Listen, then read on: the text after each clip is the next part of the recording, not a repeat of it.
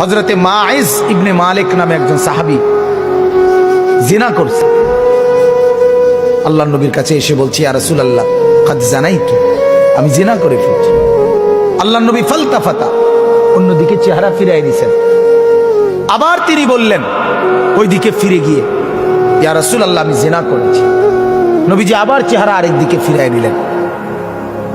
উনি আবার বললেন, ইয়া রাসূলুল্লাহ আমি জিনা করে ফেলেছি, আমাকে শাস্তি দেন, আমার উপরে হদ শরীয়তের বিধান কায়েম করেন, আমার আখিরাত পরিষ্কার করে দেন, আমার আখিরাত বরবাদ হয়ে যাবে নাই তো।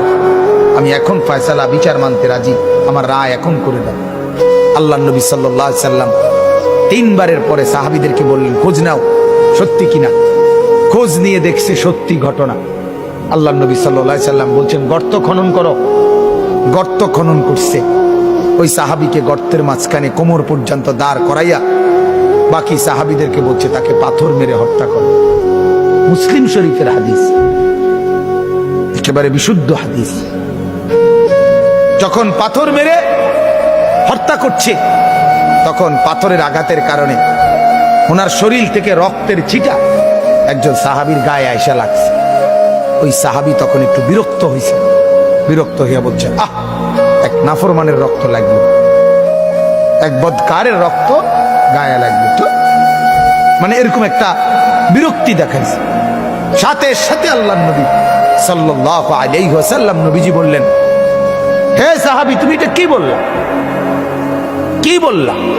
আমার এই মায়েজ গোটা পৃথিবী যা জানতো না, নিজের অপরাধ নিজে স্বীকার করে, নিজের শাস্তি নিজে গ্রহণ করে তওবা করছে। এটাই তো তার শ্রেষ্ঠতম তওবা। আখিরাতের ভয়ে নিজেকে শাস্তির সামনে পেশ করে দিছে। আল্লাহর নবী তখন বললেন, লাকাদ তাবা তাওবাতান। আরে সাহাবীরা শোনো, আমার এই সাহাবী এই মুহূর্তে এমন তওবা করছে, এটা তার এমন তওবা, লাউ কুসিমাত জামিউল আরদি লা ওয়াসাত। যদি তার এই তওবা বাইটা বন্টন করে পৃথিবীর সমস্ত নাফরমানের গুনার মোকাবেলায় তার তওবা যদি বন্টন করে, আল্লাহ তাআলা সবাই মাফ করে দিবে। তার তওবা এত ভারী, কারণ সে তো নিজের অপরাধ নিজে কি করছে, স্বীকার করে নিছে।